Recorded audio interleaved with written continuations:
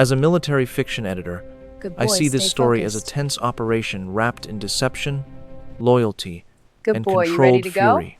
Maya Cole arrives at All Fort right, let's Cambria move as an out. analyst, gets Target brutalized by the locked. wrong men, Coordinates confirmed. then Copy. quietly Awaiting green begins light. tracing Green a light. leak Execute that now. has already Roger cost that. 19 American Go. lives. Take him down. Every insult, Moving to cover. Go. every step, every false move becomes part of a larger trap. Target and confirmed. the officers Move mocking out. her have no idea boy. they're Track the already scent. inside it. With no sound to warn her, a boot crashed into Maya Cole's side. She fell hard onto the dirt path, scraping her palms on the sharp gravel as the blow stole her breath. 4 soldiers stood over her, laughing as if they had won a great battle. Master Sergeant Victor Harmon's voice dripped with contempt.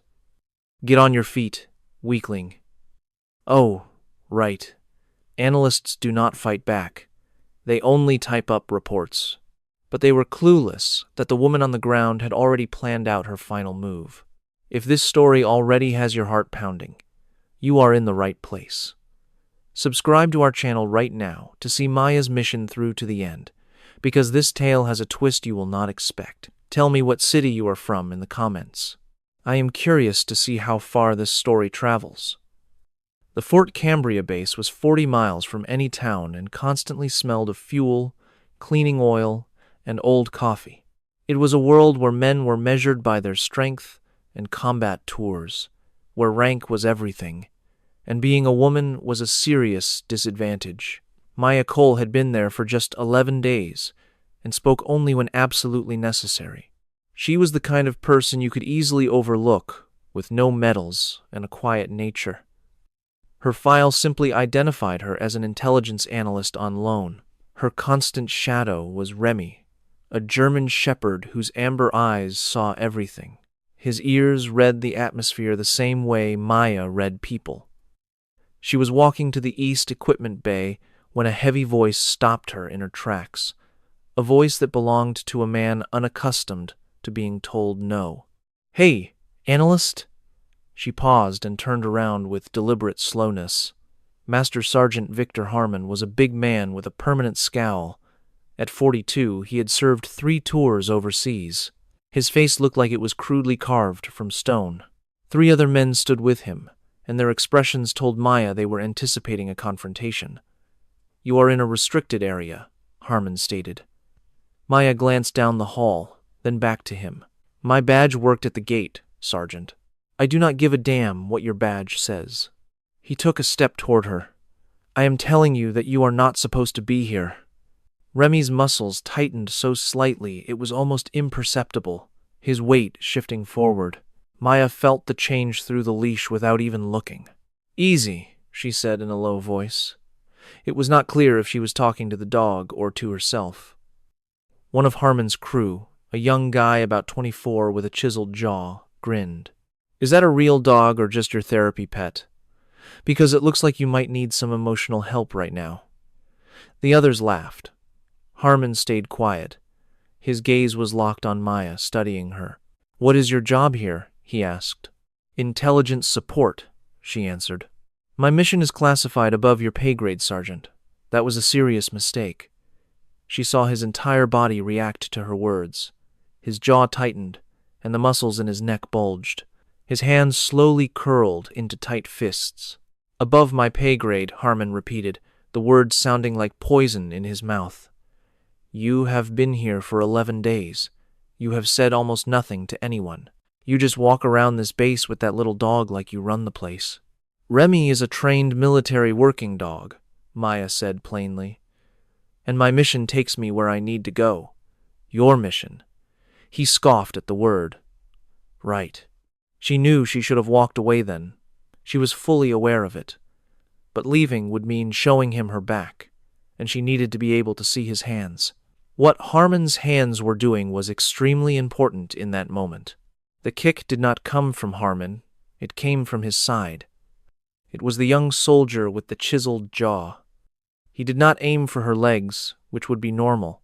He aimed straight for her ribs, which told Maya he had done this before and knew exactly how to cause severe pain while making it seem like a harmless shove. The kick was strong. Maya crumpled to the gravel and stayed completely still. Remy exploded into action. The noise that came from the dog was not a bark, it was the sound of a decision being made by a jaw that could apply 40 pounds of pressure per square inch. Remy lunged forward, straining the leash, but Maya, lying on the ground with bleeding hands and a throbbing side, held on tight. "Remy, Platz," she commanded in German. The dog dropped to the ground instantly, but his stare was fixed on the young soldier with a focus so intense, it made the man back away without thinking. The laughter had stopped. Harmon looked down at Maya. Then he looked at Remy, and then he did something that showed his true character. He crouched down to her eye level and offered a twisted smile. "Get on your feet, weakling," he whispered. "Oh, that is right. Analysts do not get up. They just lie there and type up their silly little reports." He stood up and walked off. His men followed him, one of them still laughing quietly. It was the last thing Maya heard before the hallway went silent. She did not get up right away. She lay there on the gravel, taking slow, deep breaths.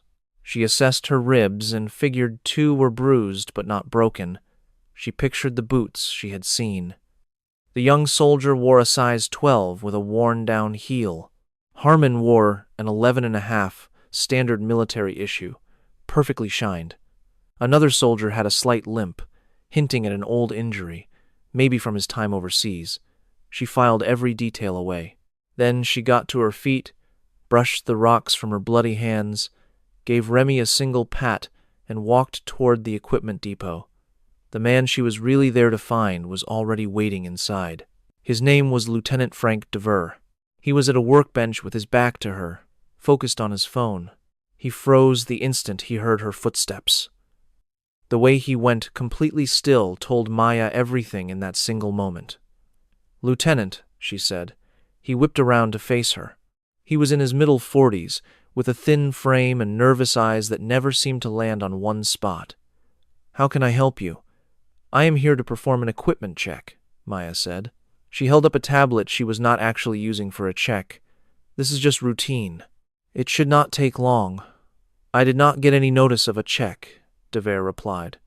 "It is routine," she said again, giving him a friendly, disarming smile.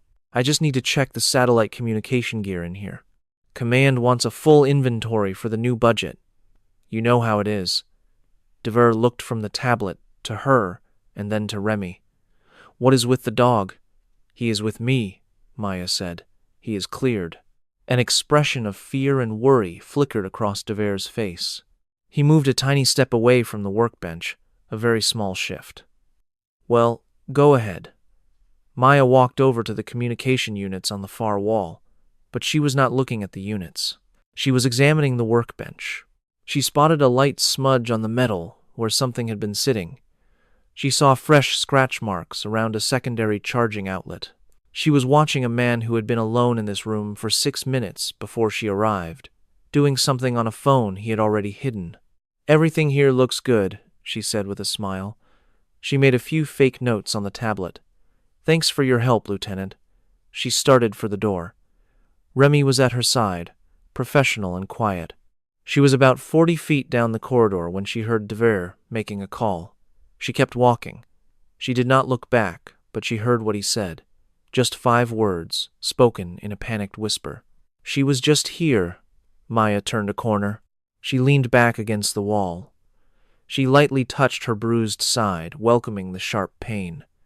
She always used pain as a focus, a reminder of what was real and what was at stake. 19 American soldiers were gone. That was the total. 19 soldiers from 3 different missions over the last 8 months. Every single one was ambushed before they could reach their target. 19 people who did everything right still never came home because a traitor was selling their secrets. Maya's job was to find that traitor. She had been on this base for 11 days. She had been knocked to the ground in front of a squad of men. She had been mocked by someone who would not remember her face in 6 months, and she had just confirmed, with a gut feeling she would bet her life on, that the man who caused 19 deaths had just made a terrified phone call. She took a small, folded piece of paper from her pocket. There were 3 names on it, written by her. She looked at the second name on the list. She drew a single line through it. She wrote Dever's name just above it. Then she folded the paper, put it back, looked at Remy, and whispered, "Okay, buddy, we got him." Remy looked up at her, and his tail gave one slow, deliberate wag that said he knew. Down the hall where Harmon had gone, the men were still laughing about the woman they had knocked down. The whole thing was already becoming a funny story they could tell. With each telling, it got better as they exaggerated the details. It was turning into a good joke to break up a boring Tuesday. They were completely unaware that the most dangerous person on that entire base was standing just 40 feet away with bleeding hands, a German shepherd beside her, and the names of 19 heroes burned into her memory. They had no idea that their cruel insult was the biggest favor they could have possibly done for her mission. No one there had any idea who Maya Cole really was. That was exactly how she wanted to keep things.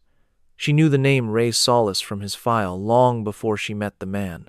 The information was so striking that Maya had circled his name 2 times on her first night at Fort Cambria, clicking her pen 6 times as she went over the details. Chief Warrant Officer Ray Solis, age 41, with 11 years of service. He had 2 silver stars, a Purple Heart, and a formal reprimand from 8 months back that was buried 3 ranks above Harmon. The careful wording of the military report said, Solis had questioned the mission's intel during Operation Cold Water. Operation Cold Water was the 3rd mission in a row to end in complete disaster. 6 American soldiers never came home from that one. Solis was purposefully left out of the mission debrief. Maya found him alone in the vehicle maintenance bay, working on an engine with the deep focus of a man who needed to keep his hands occupied. She spoke his title, Chief Warrant Officer Solis. He looked up. His face was wide and weathered, and his dark eyes assessed her in about 2 seconds before moving to Remy. Maya recognized an immediate, genuine respect in his look. It was not the fake praise people give service dogs to seem like good people. It was authentic, shown by his slightly eased posture, softer gaze, and a slower breath out.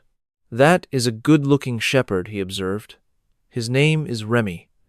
What happened to your hands?" She looked down at her palms, which were scraped and raw from the gravel. "I took a fall." Solis watched her for a long moment. Harmon's hallway or the East Bay? His question caught her off guard. Maya's expression stayed neutral, but her assessment of him started to shift. "You heard about that. I hear Harmon acts like that hallway is his own little kingdom, and I hear you walked through it this morning," Solis said. He set the wrench he was using on the workbench. Word travels fast on a small base, especially stories that people think are funny. "Do you think it is funny?" "I think it is foolish," he replied, his voice flat. "And I think, whoever you really are, you are not here to check on our equipment." The feeling between them changed. Maya watched his hands, his shoulders, and the way he stood. His entire presence was straightforward and open. It was not a practiced openness, which is a tell of its own, but a true stance from a man who stopped playing games a long time ago and just wanted to get to the point. "What makes you say that?" she asked. "Because analysts do not carry themselves the way you do," Solis replied. "And that dog is not for therapy. He is a working dog with time in the field. I can tell by how he moves." He picked up the wrench again, turning it slowly in his hand. "So, you can either tell me why you are really here, or we can pretend this was a nice chat and go about our day." Maya sized him up for a full 3 seconds, which was more time than she usually needed. "Cold water," she said. The wrench stopped moving in his hand. "What about it?" he asked. His voice was different now, not colder, but heavier. "You raised concerns about the intel before the mission started, and I was told to stand down." His jaw tightened. 6 men died. "Actually, it was 7, Maya corrected him. The 7th victim was not officially tied to cold water in any report, but the timing and the method match. I also have reason to think the same source that ruined cold water also wrecked the next 2 missions." Solis set the wrench down again. This time, he did not pick it back up. 19 lives. 19. A thick silence settled in the space between them. Maya let it hang there. She knew from hard experience that trying to fill a silence like this was the worst mistake a person could make. "Who are you?" Solus finally asked, and it sounded less like a question and more like a demand. "I was sent to make sure it does not happen a 20th time," she answered. "And I have to know, right now, if you are going to help me, or if this conversation is finished and we go back to our jobs." Solus looked over at Remy. The dog met his gaze with that quiet, ancient patience Maya had always found so remarkable in him. It was a way of being totally present in the moment, without any distraction. "What do you need?" Solus asked. At that moment, Maya felt something outside of her usual careful planning and control. It was a feeling that was almost like relief, and she let it wash over her for just a second before pushing it down. "I need Dever's communication logs from the past 60 days, she said, "not the official ones. I need the ones that are not supposed to be there." Solus blinked, surprised. "You already think it is Dever. I confirmed it this morning. He made a call less than 30 seconds after I left the supply closet. He was nervous and made a mistake. Dever has been on this base for 3 years, Solus said, speaking slowly, as if turning a new thought over in his mind. He has access to every single mission plan that comes through this command. I know that. He is also Harmon's closest friend on this base, Solus continued. Those two are always together. If you go after Dever, Harmon is going to know, and Harmon does not keep his mouth shut. I am aware of that too, Maya said. Which is why Harmon, thinking I am some clumsy analyst who fell over a few rocks, is the best thing that has happened all day. Solus looked at her for a moment. A tiny hint of what might have been a reluctant smile appeared on his face, but was gone just as fast. You let that happen. I tolerated it, she corrected. There is a difference. It was right then that Solus made up his mind. Maya saw it happen right in front of her. It was the way someone accepts a difficult truth and then adjusts their entire world to fit it. He stood up a little straighter. He breathed out through his nose. His hands became perfectly still. You need to talk to someone, he told her. Sergeant Elena Marsh. She is our communications analyst. If anyone can pull the logs you need without tripping any alarms, it is her. Can she be trusted? I have put my life in her hands, Solus said. Twice. For real. Set it up, Maya ordered. Tonight. In a place Dever would never be. She had already started to leave when Solus spoke. He just said, Hey, but it carried the weight of her name. She stopped. Those 19 people, he said. I knew a few of them. I know, Maya said, not turning around. That is part of the reason I came to you. She walked back across the base, with Remy at her side, sure of just one thing. She had made one ally in a place where everyone else either wrote her off or wanted to use her. One was enough. It was always enough to start. What she did not know, and would not find out for another 3 hours, was that Dever had made another phone call. The person on the other end was not the contact she had been watching for 4 months. It was a total mystery, a name that was not in any of her files.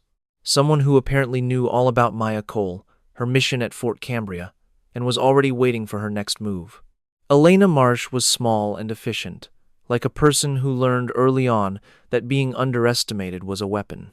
She arrived at the meeting Solus arranged holding a tablet, with a look on her face that said she had already drawn a few of her own conclusions.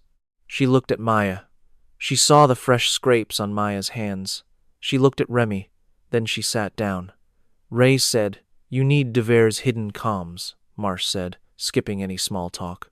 That is right, Maya replied. That is not going to be easy. I know that.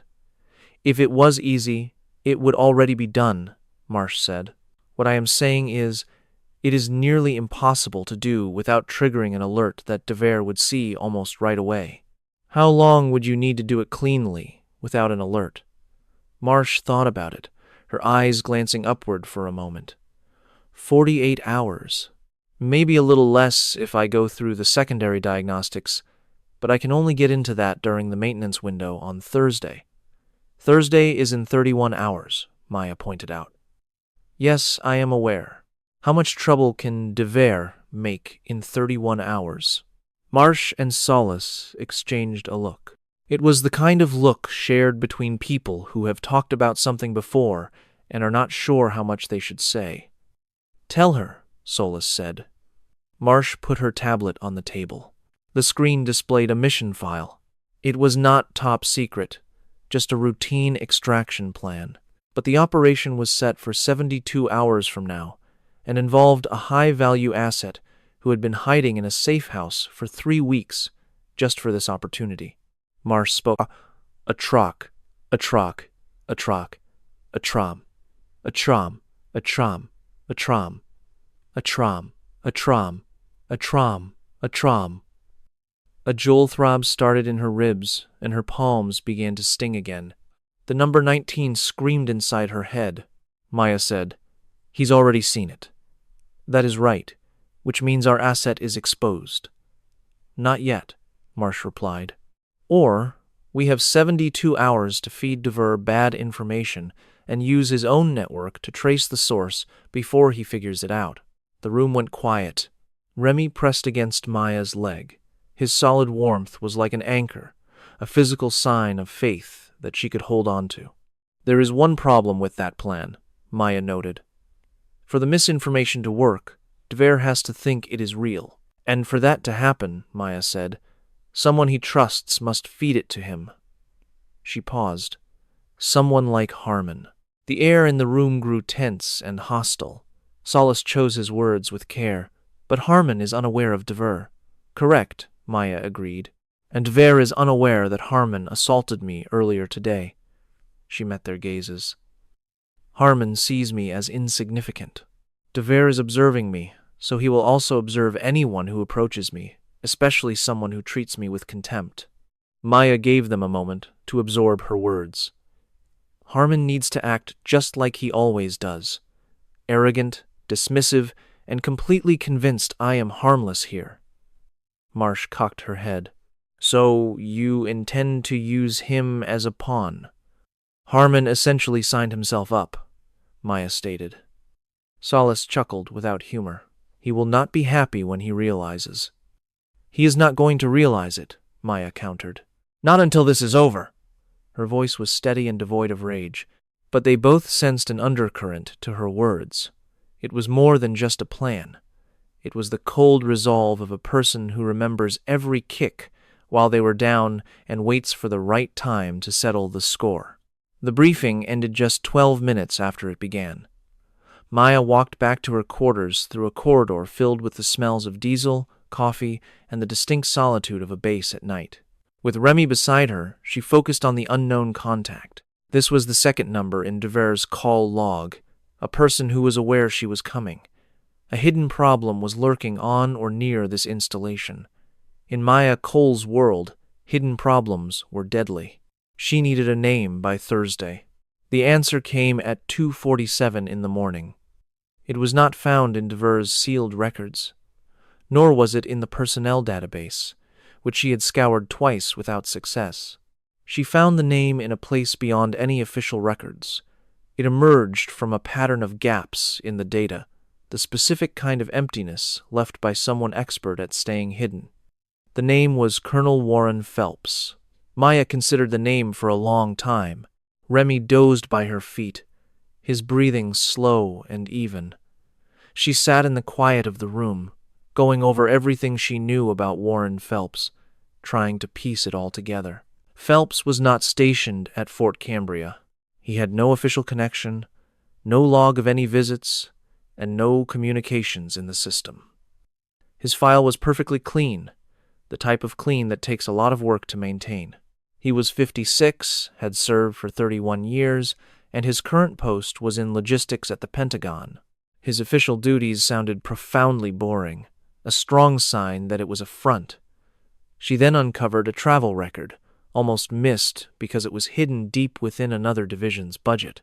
It showed he had been within 40 miles of Fort Cambria on 2 occasions in the past 8 months.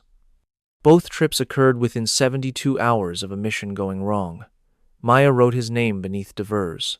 Staring at the 2 names, a sudden clarity struck her. the kind that hits around 3 in the morning on only 4 hours of sleep with bruised ribs. This was not just one informant. This was an entire enemy network. Dver was not a lone traitor motivated by money, ideology, or revenge. He was a piece of a machine. He was one cog in a larger mechanism, carefully constructed over many years by someone with the rank, foresight, and influence to build it in secret.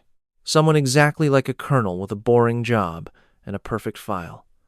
The 19 dead came to her mind. She recalled the weight in Solace's tone when he mentioned some had been his friends. She thought of the operative waiting in a safe house, less than 69 hours from an extraction that was likely already blown, and then her mind came back to Harmon. Using Harmon was possible, but she had not figured out the how. She had to sell him a fabrication while keeping the facts hidden, using his own convictions, his network, and his particular brand of arrogance. Harmon was useful because of his noisy, unshakable belief in his own superiority. Men like him were easy to lead because they never imagined they were being led. She closed the folder. Placing a hand on Remy, she felt the dog's calm breaths.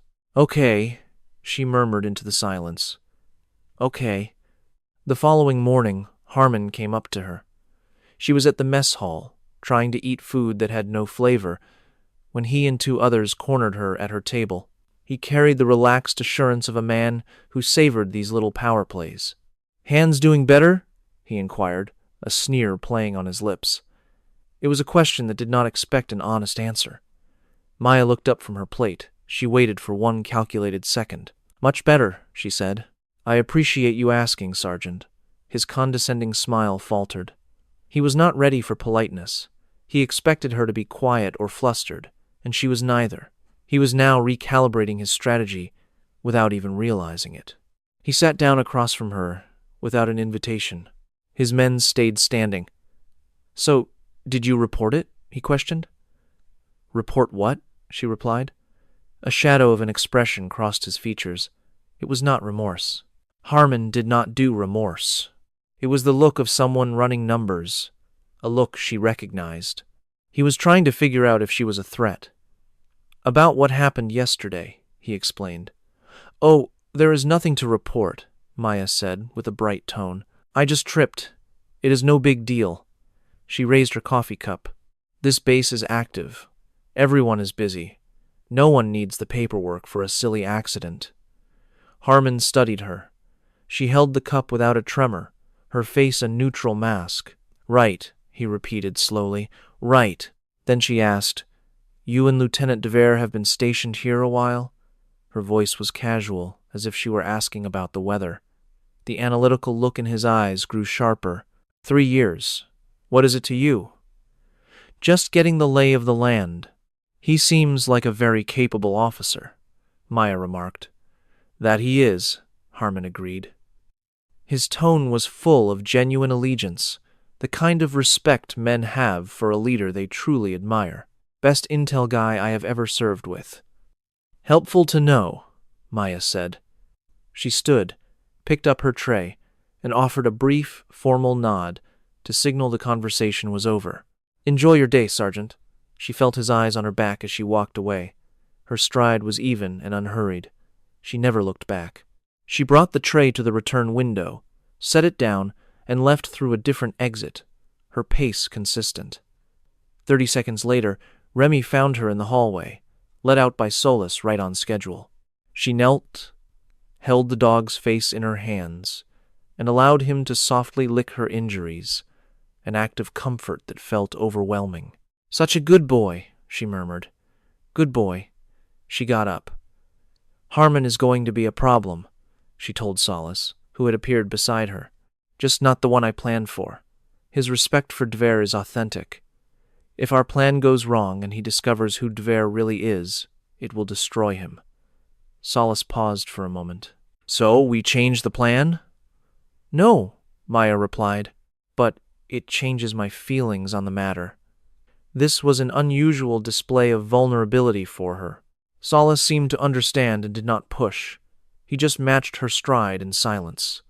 Later that evening, at 11:17, the maintenance window opened and Elena Marsh was ready to work.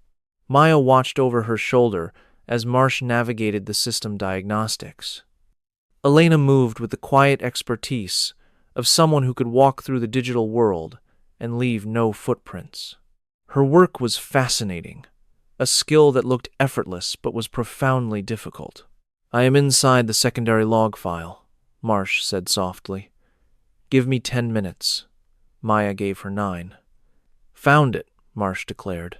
The screen showed 62 days of Dever's concealed communications. They had been scrambled, rerouted, and scrubbed multiple times, but the job was not flawless. The problem with elaborate security is that it is built to hide from casual observers, not from determined hunters.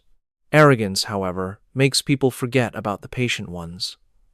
Marsh started untangling the threads of data, while Maya observed, cross-referencing with her own notes. A blueprint began to take shape in her head. It was not a physical map, but one showing the precise rhythm of information, the time it took for a secret to move from Dever's computer to a compromised agent. 14 minutes in, Marsh froze. "Maya!" she breathed, her voice saying it all. Maya moved closer. On the screen was a transmission from 12 days ago, sent not from Dever's primary computer, but bounced through 3 different servers.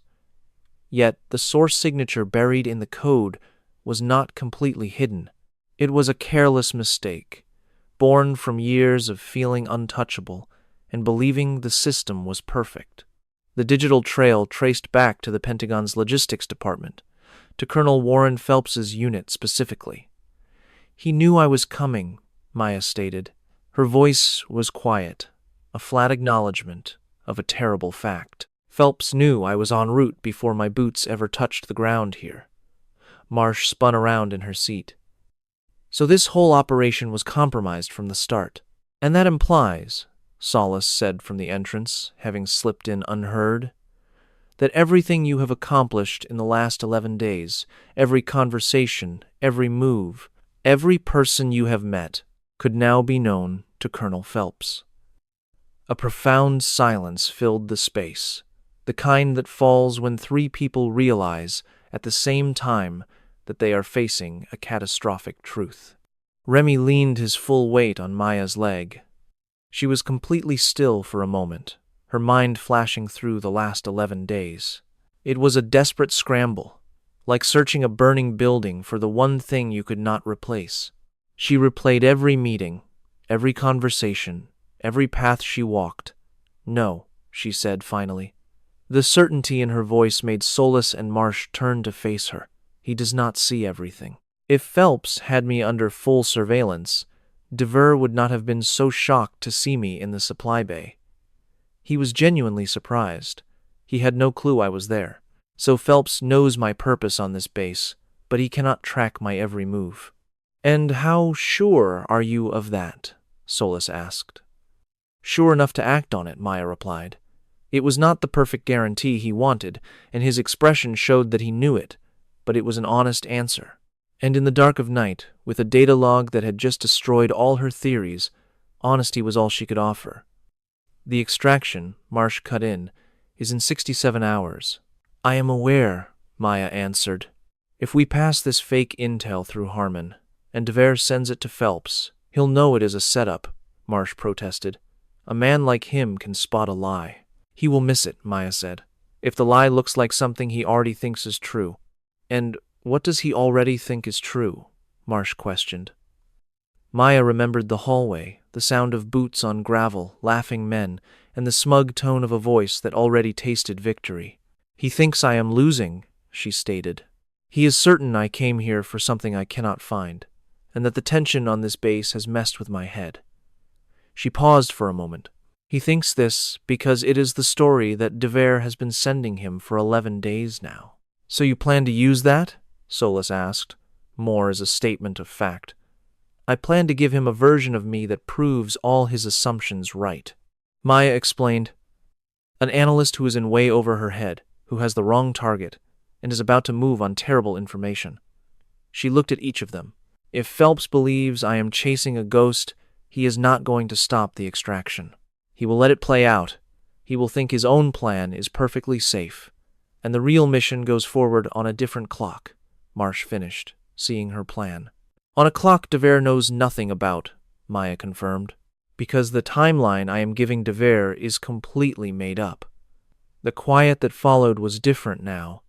It was the silence of a problem that suddenly had a solution. Solus finally breathed out. This whole thing relies on Devere believing the fake story. It relies on Devere seeing me as no threat, Maya corrected him. Which brings us to Harmon. She looked at the healing cuts on her hands, where the new skin was tight. Tomorrow, a trusted source will tell Harmon that I filed a formal complaint against him. It's the kind of complaint that will get lost in a review for weeks. And while that happens, I will look exactly like he always thought I was.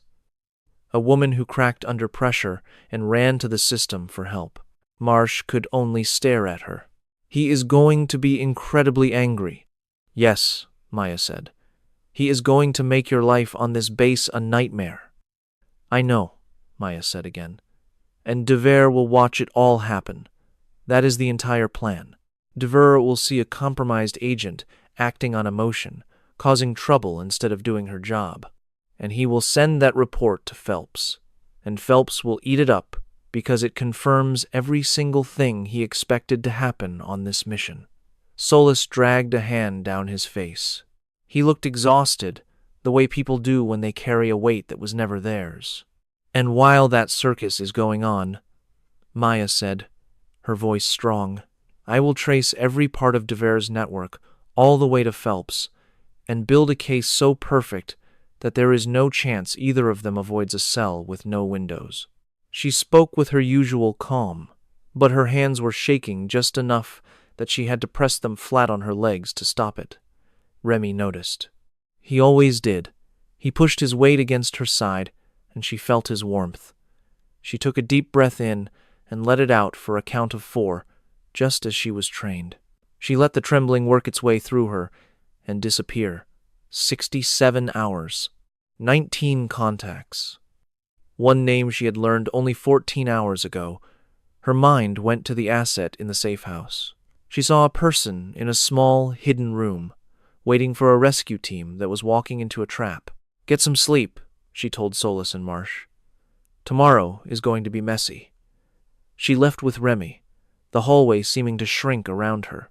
The base made its usual low hum, and somewhere out there, Colonel Warren Phelps was sleeping well, like a man sure he could never be caught. He was wrong about that. He was about to discover just how incredibly wrong he was. The complaint hit Harmon's inbox at 600 hours. Maya knew the exact second he saw it, because she was in the mess hall when he came in, and the whole room's energy changed, like when something big and angry enters a space. He did not look her way at first. That was the tell. An innocent person looks around. A guilty one will look anywhere but at the cause of their anger. He made it 11 seconds before his eyes found her. Maya was eating her breakfast. She did not look up. He crossed the room in 8 long strides.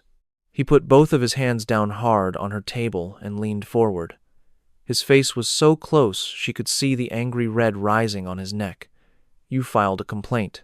His voice was low and tight, the sound of a man trying not to yell.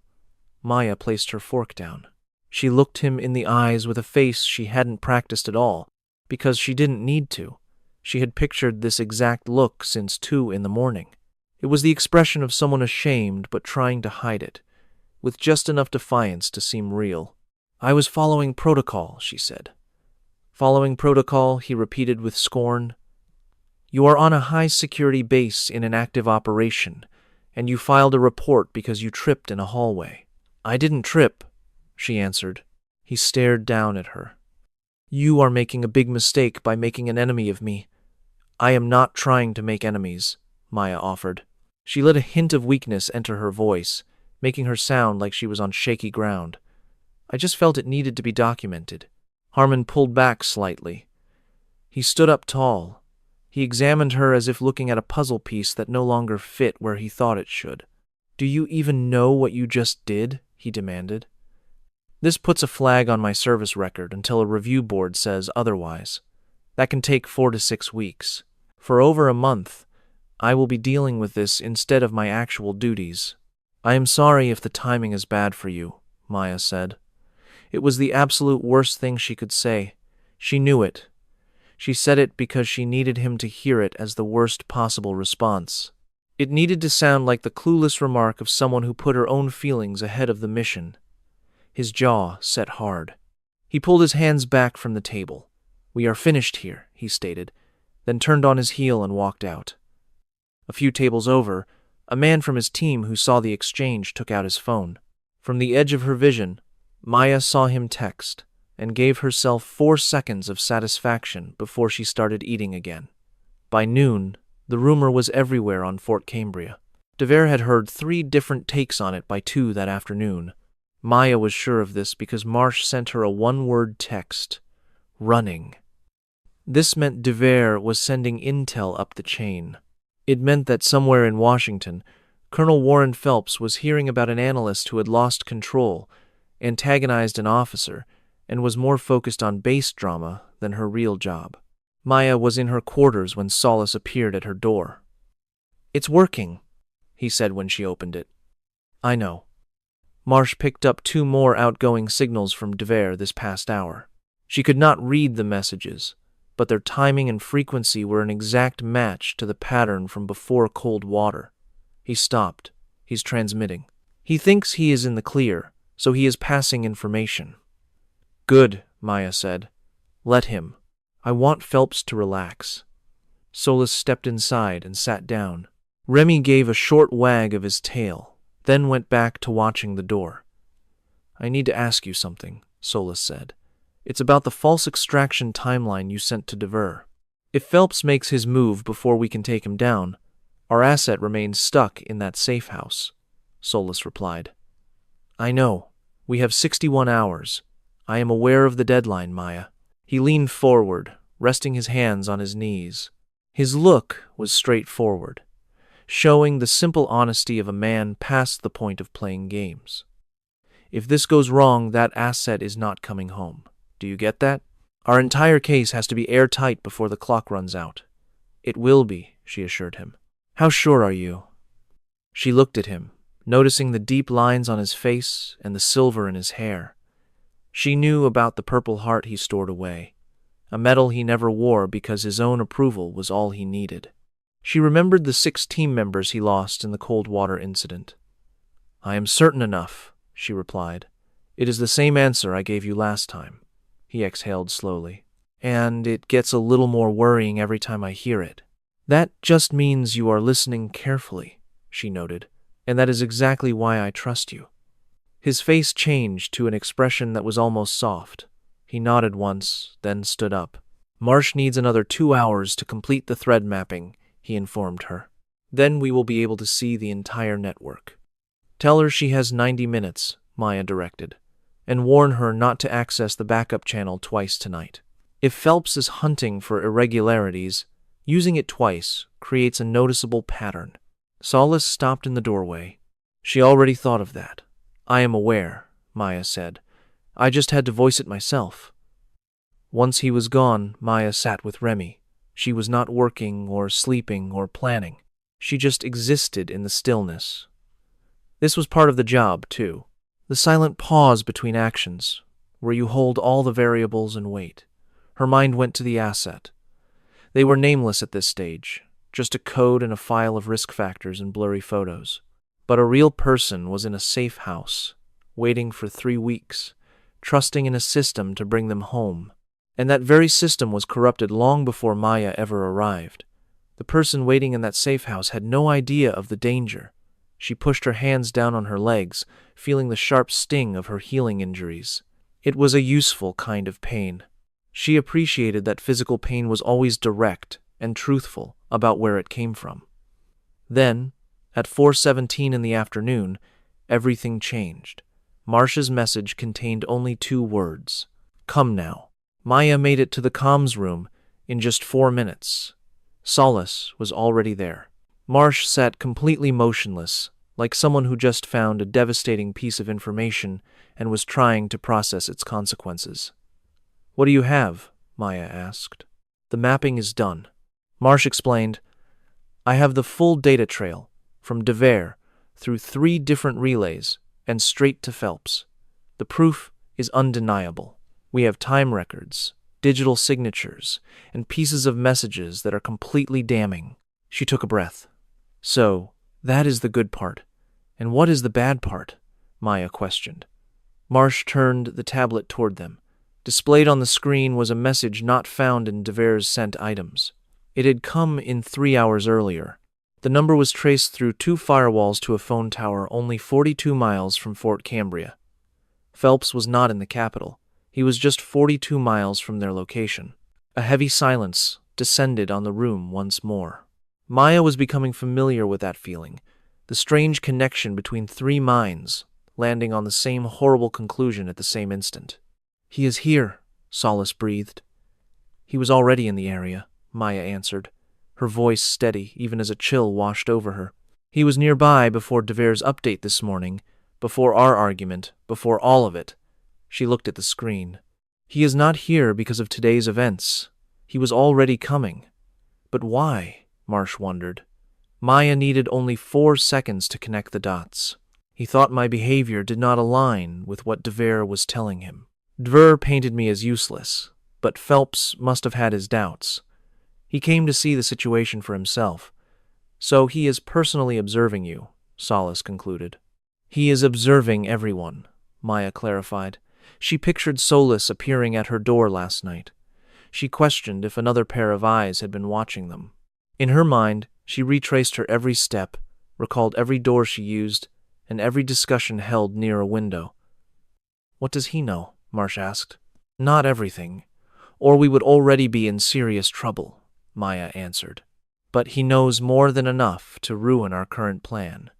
She moved away from the tablet. She turned her back to them for a second to think. The false extraction strategy was already underway. Devere had passed the plan along. Phelps had seen it, but his presence just 42 miles away meant something was bothering him. It showed he was not completely convinced by the information Devere was feeding him. This gave Maya a small opening, an opportunity that existed only because of Phelps's doubt. "We are moving the extraction forward," she announced. Solace reacted with a short sound of protest. "We cannot authorize that. That call is made by High Command, and they are not stationed here." "Then we find someone who is not on this base," Maya stated, facing them again. "I require a secure line. It cannot be part of the base system or anything Devere has had access to in the past 3 years." "That does not leave many options," Marsh noted. "How many?" Marsh thought for a moment. "Just my personal satellite phone. I set it up on a private account 3 years back for this very kind of emergency. It has never touched the base network." Maya just looked at her. "You prepared for this?" "I prepared for a day like this," Marsh said quietly. "After the Coldwater mission, I stopped trusting the official channels and created my own failsafe." She paused. "I honestly hoped I would never need it." "We need it now," Maya told her. The call Maya placed on that phone took 8 minutes and 22 seconds. She talked to a single individual, a person whose name could never be spoken inside this room or anywhere else on the base. The person on the other end heard her whole report without a word, asked just 3 questions after she finished, and then spoke with the calm confidence of someone with immense power. "I need 2 hours. Just 2 hours." The official clock for the extraction still showed 58 hours remaining. Maya returned the phone to Marsh and then faced Solace. "The original timeline stays in place. Phelps must think the extraction he is aware of is proceeding as planned. No matter why he came, he cannot get any hint that we are onto him." "How are we going to manage that?" Solace asked. "If he is this close, he is watching. A man like Phelps would not come 40 miles without establishing a lookout." "You are right," Maya confirmed. "He would not." She quickly thought about the base's design, the roads leading in, and who might unintentionally leak routine details to someone outside. There were contractors, people making deliveries, and the roughly 12 civilian workers who came and went each day with minimal security checks compared to the soldiers. So, we ensure today looks absolutely ordinary, Maya instructed. Harmon will stay mad at me, which requires no acting since he already is. Dever will keep sending his reports because he thinks he has won, and I will be seen as the worst analyst Fort Cambria has ever had. A faint smile touched Solace's lips. And how will you manage that performance? Maya weighed her choices. Her task for the evening was simple. Go to the dining hall. She would eat alone. She had to look like she was losing the fight. That was the whole strategy. Maya understood that the main flaw in surveillance is that people see what they want to see. Phelps believed she was finished. Any image of her appearing isolated and beaten would reinforce that idea. He would not dig any deeper if his own beliefs were confirmed. So, she went to eat. She chose a table meant for one person. Harmon came in with his group, and one made a loud comment she easily heard, but she just stared at her food. She kept her shoulders just tense enough for someone to notice. Underneath the table, Remy laid his head on her boot. Her mind was focused on the asset waiting in the safe house. She thought about the real meaning of 2 hours and the difficulty of organizing a rescue without tipping off the enemy observers. She imagined Warren Phelps, 42 miles out, at his hidden command post, looking over the file of a washed-up analyst and wondering if her failure was real. She sent a silent prayer. Please let him buy this. Please believe the act. At 1943, a new message from Marsh appeared. It contained only 3 words. Authorization has been granted. Maya read the message under the table, angling the screen so no one could see. She rested her thumb on the phone and slowly exhaled. The real rescue mission was now active, on a timeline Dever was unaware of and Phelps could not possibly know. The plan was fresh, the team was new, and the timeline was airtight. Everything was completely secure. The asset would be protected long before Phelps knew the information he had was a complete fake. That was the main goal. But it was only half of Maya's true mission here. The other half was Phelps himself. She wanted his entire network and all the proof, the whole machine that had already cost 19 lives. If she let it go, it would cost even more. She had the evidence. She had the messages from Dever. She had timestamps and signatures and data that would stand up in any military court. The only thing she did not have was a way to draw Phelps out from 42 miles away without him setting off all his alarms. She placed her phone in her vest pocket and lifted her fork. She took another bite of a meal she could not taste. Her dog, Remy, pushed his head against her foot. She drew strength from his comforting warmth, a deep loyalty she depended on more than she ever wanted to. She had 37 hours to handle the Warren Phelps situation. She already knew her strategy. She would use the one person on this base whose hatred for her made him perfect for the job. The one man who was passionately loyal to Dever and had no idea what Dever truly was. She was going to tell Victor Harmon the truth. Well, not all of it. Not at first. He would only hear what he needed to know. She found Harmon at 2100 in the vehicle bay, a place she knew his team would not be. She chose the location carefully, not just for privacy. It was the same spot where this all began, where she fell in the dirt, held onto a leash, and listened to them laugh. She never forgot it. She needed him standing right there when she told him. She hoped the place itself would have an effect. He looked up as she came in. His face immediately turned cold and hostile, his usual reaction to seeing her. "I have nothing to say to you," he said. "That is fine," Maya answered. "I did not come to talk. I came to give you information. What you do with it is your decision. I do not want your information." Maya continued anyway. "For at least 8 months, Frank Dever has been leaking mission secrets to an enemy. He is the reason 19 American soldiers are dead, across 3 separate missions. I have absolute proof of every message, every location, and every timestamp. His boss is 42 miles from here right now, waiting to see if his asset is still safe." The entire bay became silent. Harmon did not move. He did not speak. He just stood there, holding a tool, his face shifting from disbelief to a much darker and more explosive anger. That is impossible, he said. His voice was different. All the anger was gone. It was replaced by something cold and fragile. He sounded like a man whose entire world was collapsing. I know you wish it was impossible, Maya told him. I also know you are smart enough to see the truth, even when you do not like it. Frank DeVere is my friend, Harmon said. The word sounded hollow, forced to carry too much weight. I know, Maya said, and she said it with real sympathy, not as a trick.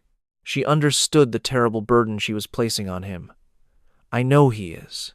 Harmon put the wrench down on the table.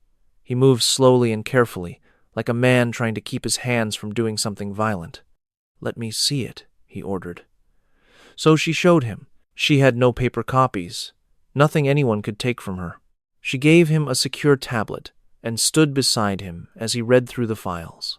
She watched his expression, thinking about the price you pay when your trust is completely shattered. He read for 6 minutes without a word. At the 4-minute mark, his breathing changed. At the 5-minute mark, his free hand balled into a fist. At 6 minutes, he handed the tablet back. Danny, he said. Maya had been waiting for that name. She knew it was coming. She had known it since she first saw the name in the files 3 days before. He was the hostage in the mission brief DeVere had looked at 4 days before she even arrived. Your brother has been a captive for 3 weeks, she said. The original rescue plan was a setup from the start. DeVere saw all the details. Harmon made a sound that she could never describe and would never forget. It was not a word. It was the noise a person makes when their mind cannot handle 2 opposite truths at once. Is Danny still alive? He asked. Yes, Maya said, and his rescue was rescheduled 6 hours ago. It is on a new, secure timeline that DeVere has not seen. Your brother is coming home, but I need to get Warren Phelps before he realizes what is happening and disappears into the system that protects him. Harmon stared at her, truly seeing her for the first time since she had arrived. She felt him looking at her, not as the analyst, or the woman he had pushed down, or the complainer, or the joke. He was seeing her for who she was, now that his story about her had been destroyed. What do you need me to do? He asked. DeVere trusts you completely, Maya said. I need you to tell him you investigated me, found something in my past that looks bad, and that you think Command needs to be warned before I do more damage. Harmon's jaw tightened. You want me to report you to him? I want you to give him a reason to contact Phelps, Maya corrected. A reason that makes Phelps think he has already won. A man like him gets careless when he feels victorious. He will leave his safe location to personally handle the final details. And when he gets here, Harmon said with growing understanding, you will be waiting for him. When he gets here, Maya clarified, we will all be waiting for him. The silence that followed was different from all the others before it. It was the quiet of a man moving from one reality to another. It was heavy, it was expensive, and it was completely real. If you are wrong about any of this, Harmon said softly. I am not wrong, Maya answered. He met her eyes for another long moment. Then he picked the wrench back up. He turned it once in his hand. He set it down again. Tell me exactly what I need to say. DeVere fell for Harmon's story at 22:30. He made the call to Phelps at 22:41. Marsh watched the entire communication log. Maya stood in the hall by DeVere's room, with Remy sitting silently beside her. She listened to the hum of unseen digital activity. At 22:49, Marsh sent a single word, moving. Phelps was on his way. The phone tower signal started to change slowly at first. Then it began moving at the steady pace of someone who thinks he is in complete control. 42 miles became 38. 38 became 29. The target was coming toward the base, not in a hurry, but with the cold confidence of a man arriving to direct a show he believes he has already written. Maya had just 19 minutes. Solace, she said quietly into her communications. Ready, he replied from the eastern fence. Marsh, are you recording this live? Marsh answered. The authentication codes are running. Every word he says is being recorded. Harmon, a short pause, then, ready. His voice was flat, carrying the heavy burden of a man doing a job that was costing him everything. At 2312, the car carrying Phelps passed through the base's civilian gate. His identification was approved without any issues, just as they knew it would be. A man with his connections always secures his own way in. Harmon was there to meet him in the main hall. Maya heard it all through a hidden mic. She heard Harmon greet him. Then she heard Phelps's voice, filled with an easy power that commanded attention. "Give me the report," Phelps said. "The analyst is the problem," Harmon answered. His voice was solid, which surprised Maya. "She has been acting on her own since she got here," Harmon said. "I believe her first intelligence report was a fake." "Who was the source?" Phelps asked. "That is where I need your assistance, sir," Harmon said. "You have the full picture. I am just in the dark." And there it was, the bait. It was a perfect trap, and Phelps, completely overconfident, walked right into it. "The larger mission is fine," Phelps said. "Cole is no threat. For 11 days, she was chasing nothing, and her timing for the extraction is off by 18 hours.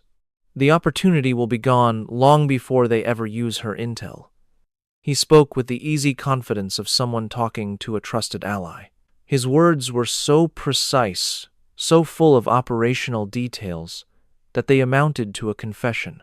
He was sharing information he should not have, knowledge that could only originate from one place. That was the signal. Maya was moving. She went into the hallway with Remy and Solus right behind her. 3 other team members, who were approved the previous night, followed. They had been on the base for 6 hours in civilian clothes, completely invisible because nobody was looking for them. Phelps spun on his heel. His face was calm, sharp, and used to being in command. But when he locked eyes with Maya, something shifted. It was not fear, it was understanding. He did not know her name, but he recognized the situation. The way her team was positioned screamed that his game was over. "Colonel Warren Phelps," Maya said. Her voice was steady, as it had been all week. "You are under arrest. A military tribunal is waiting on charges of conspiracy, conduct unbecoming an officer, and your direct role in the deaths of 19 American service members." Phelps stared at her. His gaze shifted to her team, then to Harmon. Harmon returned the look, his own face a complete blank.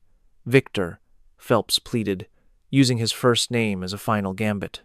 "Do not," Harmon replied, his one word soft but absolute. Phelps fell silent. He knew better than to say anything more.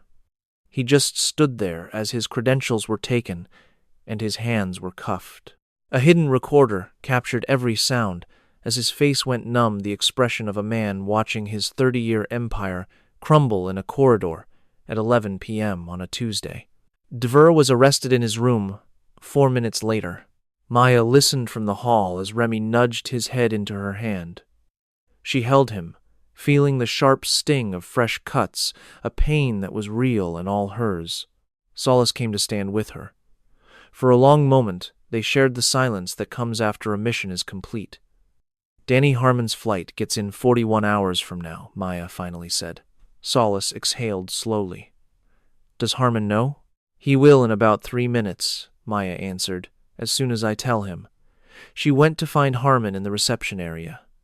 He was leaning on a wall with his arms crossed, his face a war of emotions. As she came around the corner, he saw her. He had the stunned look of a person trying to process unbelievable news. "Dever?" he asked. "In custody," Maya confirmed. "It is over." He gave a single, difficult nod that seemed to require all his strength. "We were friends for 11 years, Harmon said, his voice heavy. "I know," Maya answered softly. "I do not know how to process that." "You do not have to figure it out tonight," she told him. He studied her, and his hard expression softened. It was not quite an apology, but it was close, and for Maya, it was enough. "Your hands," he observed. "They are getting better," she said. Then she told him about Danny. She saw the news hit him, saw it completely rearrange his world in an instant. For a brief second, his eyes welled up with tears before he regained his composure. His breathing hitched and then became steady. He covered his mouth with the back of his hand. 41 hours, he whispered. 41 hours, Maya affirmed. He nodded again, then turned to face the wall. She gave him the moment, knowing some grief needs privacy. Remy padded over and gently pushed his nose against Harmon's hand. The large man looked down at the dog. His carefully constructed control did not shatter, but quietly broke with real emotion. He rested a hand on Remy's head. Remy remained in place, offering his silent support. By 4 a.m, the tribunal had the complete evidence file. It contained documents on the whole network, message logs, digital signatures, and the recording of Phelps's own confession. The case was airtight, built in just 11 days by the one person on base no one saw as a threat. The extraction mission was a success at 2 p.m. the next day. The target was rescued safely using a route de Ver did not know about. The team's orders never went through a system Phelps could monitor. It was a perfect operation, the kind that happens when the betrayer is finally caught. This is what happens when information is kept secure and good people are finally allowed to do their jobs. Maya missed the extraction. She was in a 9-hour debriefing, going over every action, observation, and piece of evidence from her first day at Fort Cambria. She answered every question with her usual, calm, and incredible detail. She left out nothing, not even the gravel lot, the heavy boots, the mocking laughter, or the 11 seconds a man chose to ignore an injustice he did not want to see. After the debriefing, she went outside into the fresh air with Remy at her side. She stopped, lifted her face to the sky, and breathed in deeply, savoring the feeling of a mission accomplished. 19 names. They were still with her, but now they were not a heavy burden. They were a purpose. The reason she had come to this base 11 days before, put up with the humiliation on the gravel, and patiently waited for the right time to act. Victory is not always a loud and forceful thing. Sometimes, winning is quiet and patient. It means being willing to be pushed aside, taking note of those who look down on you, and knowing with total certainty that your turn will come. This was a truth Maya Cole had understood for her entire life. She was just waiting for the rest of the world to learn it too. If this story connected with you, if it reminded you that true strength is often silent and that courage does not have to shout, I invite you to subscribe. Please, leave the name of your city in the comments below so I can see how far this message has traveled. And if you agree that the most overlooked person is often the most powerful, please type Amen. May you be blessed, no matter where you are listening from.